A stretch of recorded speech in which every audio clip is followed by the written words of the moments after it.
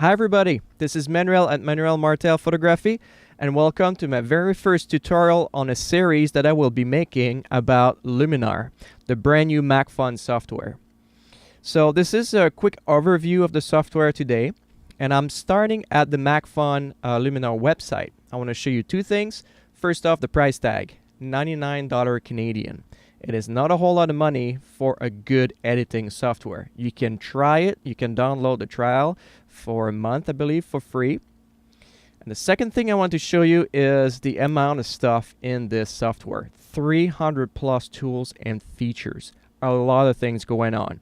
RAW support. You can use RAW files. You can work Luminar as a plugin or straight up as a standalone application. So what I mean by that is if you're a Mac Photos user, a picture user, you can use Luminar as a plugin, so straight in there, or with Lightroom or Photoshop. It is a layer-based environment as well. If you're not too sure what the layers are, I'll show you in a minute, but if you know what they are, you can do some masking, you can blend those layers. There's a lot of different things you can do. Object removal, you can remove unwanted object from your photos. Now, one of the main questions I have about Luminar is it an easy, friendly place to work in? Is it for beginners? Is it for advanced? Well, here it is.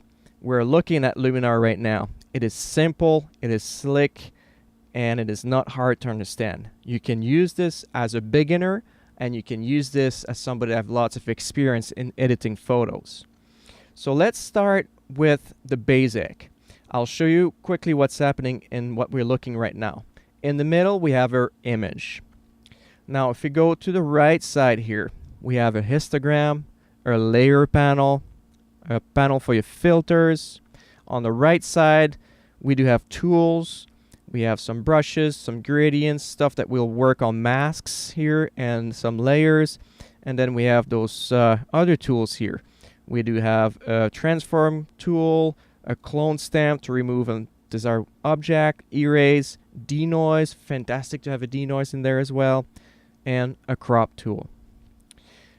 And the bottom here, we do have some presets actually of filters. So if you're new to editing, you can just take a photo from the Mac editing software Photos, switching into Luminar, and then you come around here at the bottom, you look what your photo look like, and then you look if there's a preset that works for you. If there's nothing in that set here, you press on the basic and there's like different groups of presets, so you can choose the outdoor one.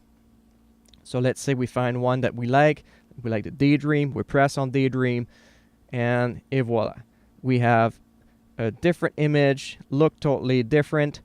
So now at the top of the image here, we have an eye icon and the little thing in the middle that split the compare icon, so you can press on this. Before and after, there's a slider you can move. I really like that feature. And if you want to, you can press on the eye. You have the before and after that way as well. If you don't like what you just did, there's this little arrow there. It's like the undo and the history. I really like to have the history. You can revert to the original. You can go back in time if you want to.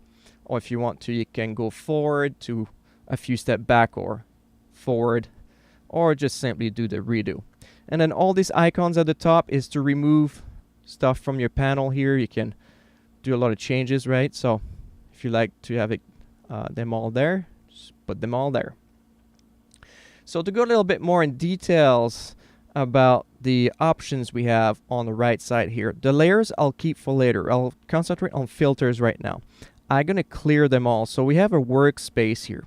And the filter, basically, this panel is a workspace. So there's a thing to add filters. You press on this, and this is the menu that comes up. And these are all of the options you can work with. So if you're new to editing, this will be overwhelming at first. And I'm glad that people on Mac Phone understood that. So if you go to an option soft glow, you'll see the before and after, what that does to your photo, and you'll find a little description as well on top. So this is great. You can go and look around and find whatever works for you, right? So let's say I want to apply this effect, then I press on it, then it comes here into my workspace under my filters, and then I'll just have to change the amount, and then you'll see the change on your image right away. And there's sliders, so I always recommend play with your sliders, see what they do, and find a happy medium, whatever you do. If you feel like you need to add another filter to this, well, you can do that too. You can go around and decide that you want to do, I don't know, add some grain to your image. So then now we have two filters. We have this ortho effect and the grain effect. And it become like very grainy, very soft. So if you like this, you can click on the workspace and you can save this, save as a new workplace, so you can give it a name if you want to. And that's what I just did with my coloring one. So if you look at my coloring filter workplace, if I am to work on a specific image or a layer and I want to change the color or just match two images together, this is basically all the features I'll be working with. So I made a preset of coloring. I made a preset as well of sharpening. So if I want to sharpen an image, I normally have all of those little things here that are sharpening related that I normally use, that I feel comfortable to use when I'm doing some editing. So that's a major thing. You can tailor that to what you want. If you don't like it, just clear everything and start from scratch. Same thing with your presets. Let's say you have this presets here. When you click on it, then you'll find in your filters a bunch of things will show up, because that's what they use to create this image. So that's all the effect. So let's say I changed a few effects down the road and I'm like, okay, I really like this look better. Very close to this, but it's different.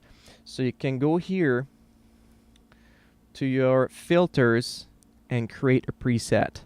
And then you gotta save that. Let's say I'm gonna write test at the moment and then create a new preset.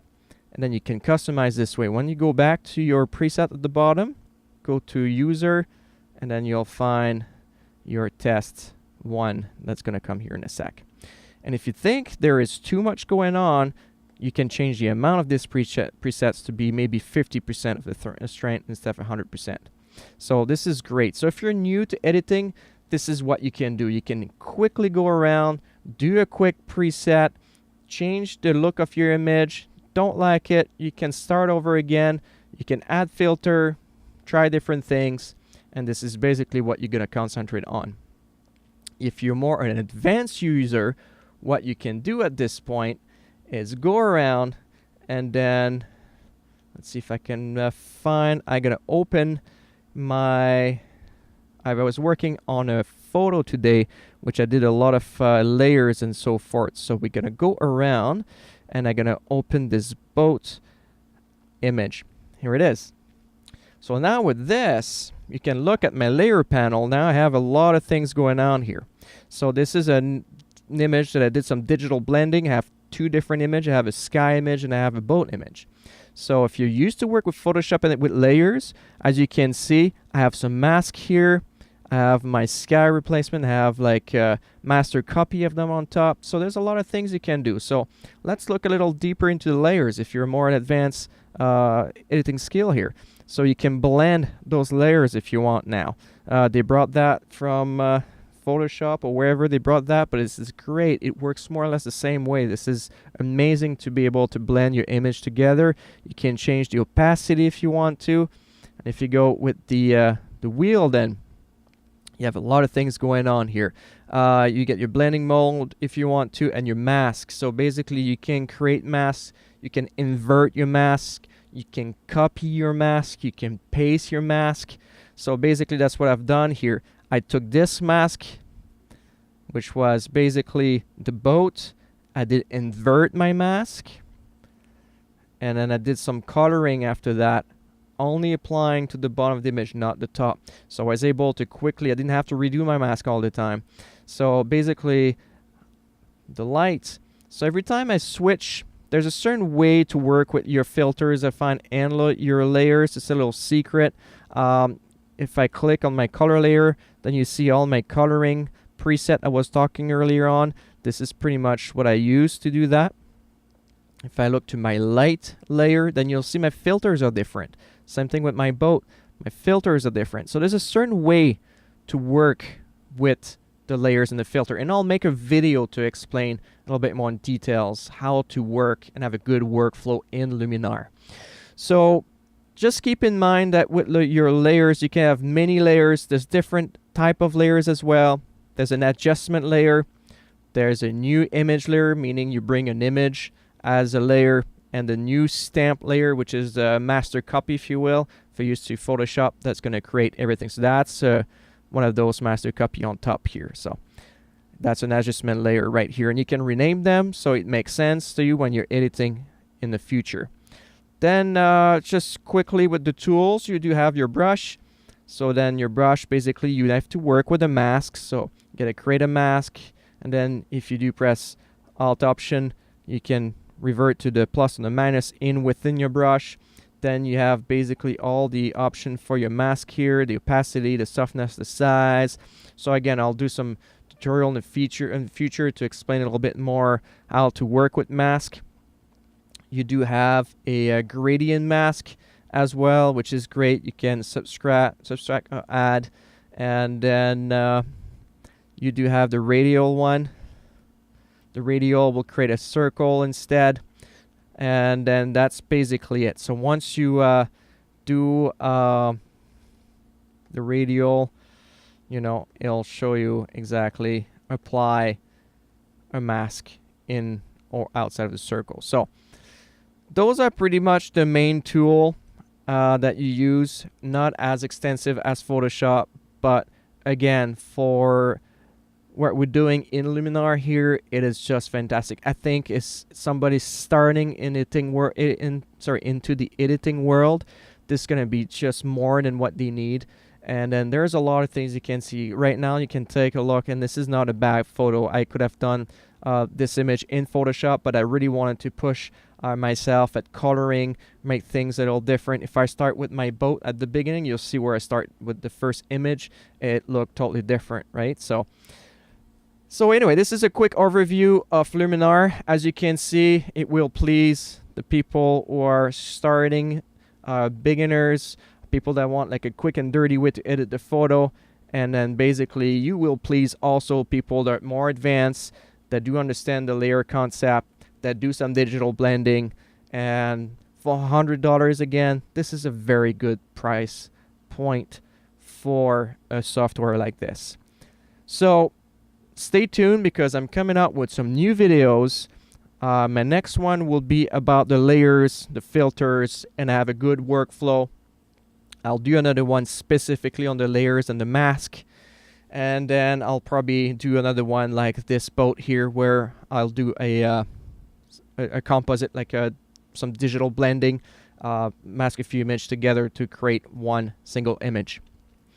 Make sure to look at my website. Make sure to look at my journal. I have a lot of different material on there. And make sure to subscribe to my YouTube channel if you do enjoy those videos. Thanks for watching. We'll see you next time.